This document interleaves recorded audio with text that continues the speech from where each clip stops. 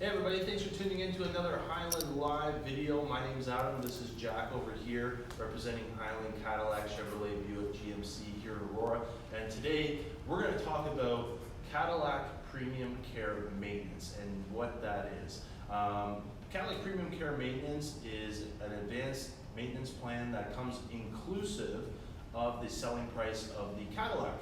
So on all new Cadillacs you will get things such as oil changes, tire rotations, courtesy vehicle transportation, as well as also multi-point inspections.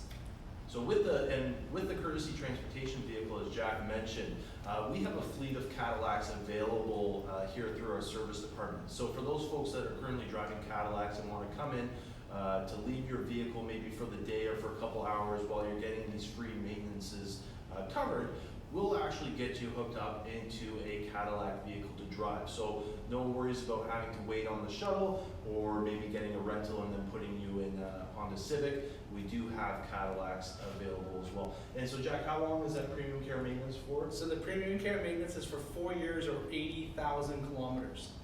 Right. Yeah. And then we also have our full powertrain warranty as well.